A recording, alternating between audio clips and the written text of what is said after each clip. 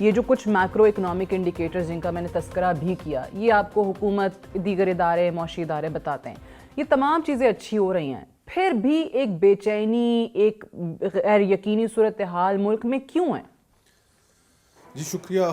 یہ جو آپ نے اعداد و شمار بتائے، بلا شبہ جو میکرو لیول کے اوپر اسٹیبلٹی ہے وہ ہمیں نظر آ رہا ہے کہ کافی حد تک آ چکی ہے، اور یہ خوش آئند ہے. میں حکومت کو بہت کرٹیسائز بھی کرتا ہوں، لیکن جہاں پر جو چیزیں ٹھیک ہو رہی ہیں ان کو ٹھیک بھی کہنا چاہیے. اب سوال یہ پیدا ہوتا ہے کہ یہ میکرو لیول کے اوپر جب چیزیں ٹھیک ہوئی ہیں تو اب یہ مائکرو لیول پہ کیسے ٹرانسلیٹ ہوگی. 25 کروڑ لوگوں کو اس کی جو ثمرات ہیں وہ کیسے ملیں گے اور کب ملیں گے؟ ان کے لیے ملنے کے لیے جو سب سے پہلی پری کنڈیشن ضروری ہے کہ ملک کے اندر سیاسی بے یقینی کا خاتمہ ہو. ٹھیک ہے. آج بے یقینی کی آپ انتہا دیکھیے کہ دست و گریباں سیاستدان آپس میں ایک دوسرے سے وہ تو ہیں ہی ہیں پچھلے کئی سالوں سے، لیکن خیبر پختونخوا کی صورتحال ٹیررزم کے حوالے سے بہت مخدوش ہے. بالکل. بلوچستان میں بھی یہی صورتحال ہے. تو ایز وی اسپیک یہ بڑا دکھ سے آدمی کو کہنا پڑتا ہے کہ 60% پاکستان میں اس وقت آپ مغرب کے باہر گھر سے قدم نہیں رکھ سکتے. آؤٹ سائڈ کوئٹہ آپ مجھے بتائیں کہ بلوچستان میں کہاں آپ رات کو ٹریول کر سکتے ہیں. جنوبی اضلاع خیبر پختونخوا کے ڈی اے خان، لکی، بنو، یہ حالانکہ ڈی اے خان سے چیف منسٹر بھی ہیں، گورنر بھی ہیں، لیکن اس کے باوجود جنوبی اضلاع شام کو آپ گھر سے باہر نہیں نکل سکتے. یہی حال سابقہ ٹرائبل ایریاز کا بھی ہے. پارا چنار میں آپ دیکھ لیں 150 لوگ شہید ہو گئے. تو یہ جو ملک کے اندر سٹیٹ کی جو رٹ کا ویپوریٹ ہونا ہے اور پولیٹیکل کرائسس، یہ دو ہمارے بہت بڑے چیلنجز ہیں. اور یہ جو تھوڑے بہت گینز ہوئے ہیں، اگر ہم نے پولیٹیکل کرائسس کو ایڈریس نہ کیا، یہ سیکیورٹی کے معاملات کو ایڈریس نہ کیا، تو یہ ساری چیزیں ہوا ہو جائیں گی. بالکل صحیح ہے. اور پاکستان ادھر ہی آ کر کھڑا ہو جائے گا، کسی کام کے نہیں رہیں گے.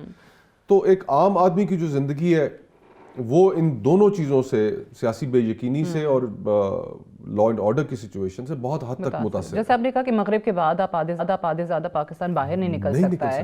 پھر جب یہ سیاسی خلفشار ہمیں نظر آتا ہے تو آپ کے شہر بند ہو جاتے ہیں، پورے لوگوں کا کاروبار متاثر ہوتا ہے. تو میکرو اکنامک انڈیکیٹرز اچھے بھی ہوں تو لوگ کیا کریں گے جس دن دہاڑی دار مزدور اپنی مزدوری نہیں کما سکے گا؟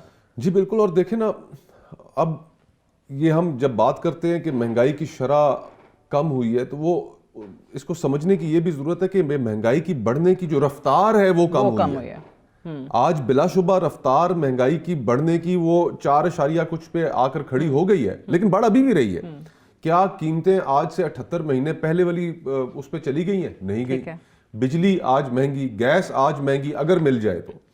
لوگ اپنے گھر کا کچن کا خرچہ نہیں چلا پا رہے، تنخواہوں کے اندر لوگوں کے گزارے نہیں ہو رہے، بچوں کی اسکول کی فیسیں نہیں دے پا رہے. تو یہ اب ملک کو اگر آپ نے گروتھ کی طرف لے کے جانا ہے تو پھر آپ کو پولیٹیکل کرائسس ختم کرنا ہوگا. اچھا، اسی پہ اس کا پھر حل کیا؟ دیکھیں، آپ نے مساق جمہوریت کیا، آپ نے مساق معیشت کی بات کی. مجھے یاد ہے شہباز شریف صاحب نے on the floor of the house جب وہ پہلے وزیر اعظم بنے تھے تو انہوں نے بات کی تھی کہ آئیں بیٹھے مساق معیشت کی کرتے ہیں. لیکن مساق پاکستان جہاں پہ پھر تمام اداروں کو، تمام سیاستدانوں کو اکٹھا ہونا پڑے گا، وہ اس ملک میں جہاں لوگوں کی، انڈیویجولز کی ایگوز بہت بڑی ہیں، ہو سکتا ہے ممکن؟ Politics is the art of possibles, right. اس میں میرا خیال یہ ہے، میں بڑے اس چیز کے اندر فرم بلیور ہوں کہ سیاستدان اگر آپس میں بیٹھیں وہ حل نکال سکتے ہیں. سیاستدانوں کو بیٹھنے نہیں دیا جاتا. اس وقت جس طرح سیاست تقسیم ہے، جو پارٹیاں حکومت میں وہ چاہتے ہیں کہ اپوزیشن کی ٹھکائی اسٹیبلشمنٹ کرتی رہے. ٹھیک. عمران خان صاحب جب حکومت میں تھے تو وہ اسٹیبلشمنٹ کی اور اس وقت کی اپوزیشن کی لڑائی پہ بڑے خوش تھے. وہ کہتے ہیں میرا کیا تعلق ہے اس سے، لڑتے رہے آپس میں. تو ہماری اسٹیبلشمنٹ کو بھی ایک قدم پیچھے ہٹنا ہوگا اور پاکستان کے لیے سب کو پیچھے ہٹنا ہوگا. دیکھیں، آپ اپنے نیبرنگ ملک دیکھ لیں، 76 سال پاکستان کو ہو گئے ہیں، ہم اس بحث سے ہی باہر نہیں نکل پا رہے کہ یار یہ ملک چلانا کس کا کام ہے. ہم نے الیکشنوں کے نتائج تسلیم کرنے نہیں کرنے، یہ تو پریسیڈنٹ سیٹ ہو جانے چاہیے تھے. ہماری اب تاریخ بھی اتنی کانٹروورشل ہے کہ جس میں محترمہ فاطمہ جناح کو بانی پاکستان کی بہن کو غدار قرار دے دیا گیا. پاکستان بننے کے 21 سال تو الیکشن ہی نہیں ہوئے. ایڈلٹ فرینچائز کے تحت, اور جب الیکشن ہوئے تو اس کا نتیجہ ہم نے دیکھ لیا. تو یہ ساری چیزیں تقاضا اس بات کا کرتی ہیں کہ آج پاکستان نوجوانوں کا ملک ہے. آج پاکستان کے چیلنجز ایسے ہیں کہ 25 لاکھ نوجوان آپ کا جاب مارکیٹ میں ایڈ ہو رہا ہے, روزگار نہیں ہے. 2 کروڑ 80 لاکھ بچہ اس ملک میں اسکول سے باہر ہے, آؤٹ آف اسکول چلڈرن کی تعداد سب سے زیادہ ہے ہمارے ہاں. بالکل ایسا. تو اور ورلڈ بینک کی جو ابھی ڈیٹا ہے, اتنی خطرناک وہ ڈیٹا ہے کہ اس وقت تقریباً 50% پاکستانی سطح غربت سے نیچے جا چکے ہیں. اور سطح غربت سے نیچے جانے کا مطلب یہ ہے کہ آدھا پاکستان اس وقت 2 وقت کی روٹی نہیں کھا پا رہا.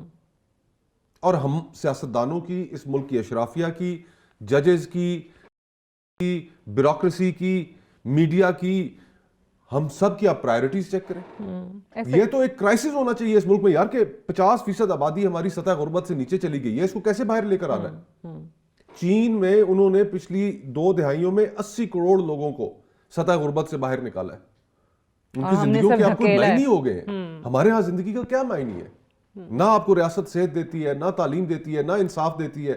آپ پولیس سے آپ کا رابطہ ہو جائے, ایک عام شہری کا تحصیل سے ہو جائے, تھانہ پٹواری سے ہو جائے, جہاں ہسپتال جائیں آپ کو پیسے دے کے مریض داخل کرانا پڑتا ہے. ہمارا تو دعا یہ کرتے ہیں لوگ کہ ہسپتالوں سے اور وکیلوں کے اور عدالتوں کے چکروں سے بچے رہیں ہم. تو ہم لوگوں کو ڈیلیور کہاں کر پا رہے ہیں؟ اس ریاست پاکستان کا ایک عام پاکستانی کے لیے کیا مطلب ہے؟ بھوک اور افلاس, بدامنی, اس کو ایکسپلائٹ کریں. آپ اگر معاشرے میں طاقتور حیثیت رکھتے ہیں, آپ غریب کے اوپر چڑھ دوڑیں, وہ آپ کو کچھ نہیں کر سکتا. تو یہ ہم کہاں لے آئے ہیں پاکستان کو؟ تو یہ ساری چیزیں بڑی آپ نے انٹرسٹنگ بات کی. آپ نے کہا سیاستدانوں کو بیٹھنا چاہیے, اور اگر یہ بیٹھ سکتے ہیں تو یو آر اے بلیور کہ یہ مسائل کا حل نکال سکتے ہیں, لیکن ان کو بیٹھنے نہیں دیا جاتا. اب مجھے ایک بات بتائیے, یہ پرسوں انفیکٹ شاہد خاقان عباسی صاحب بھی جو بڑی کوشش کرتے رہے آپ کو عوام پاکستان پارٹی میں لانے کی, وہ بھی آئے ہوئے تھے. تو میرا ان سے بھی یہی سوال تھا کہ جہاں پر سیاستدانوں کا مقصد صرف یہ ہو کہ ہمیں وہاں سے تھپکی مل جائے, ٹھیک ہے, کہ مسئلہ یہ نہیں ہے کہ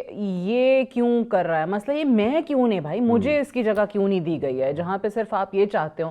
مجھے یاد ہے آپ پیپلز پارٹی میں تھے اس وقت, correct me if I am wrong, آپ کو اس وقت کیونکہ پی ٹی آئی فیوریٹ تھی, آپ کو offer I P T I join کرنے کی, آپ نہیں گئے, آپ نے اپنے ٹرمز پہ بعد میں پیپلز پارٹی پر چھوڑی. یہاں ٹائم اینڈ اگین ہمارے فیوریٹ سیاستدان, فیوریٹ سیاسی جماعتیں تبدیل ہو جاتی ہیں. تو اب اگر مطمع نظر یہ ہے کہ I want to be the favourite child, تو پھر کیسے چیزیں آگے چلیں گی؟ یہ بڑی انفارچونیٹ ریالٹی ہے جی. ہم سمجھے تھے کہ جب 2006 میں میثاق جمہوریت ہوا تو سیاست اور سیاستدان میچورٹی کی طرف چلے گئے, لیکن آج صورتحال اس کے بالکل آپ کو برعکس نظر آ رہی ہے. اور حقیقت بھی یہی ہے کہ جس طرح وہ شیخ رشید صاحب کہتے ہوتے ہیں کہ بس جتنے سیاستدان ہیں وہ گیٹ نمبر 4 کی انٹری, گیٹ نمبر 4 کی پیداوار ہے, وہ کہتے ہیں نا, تو کہتے ہیں یہ وہیں بیٹھے رہتے ہیں.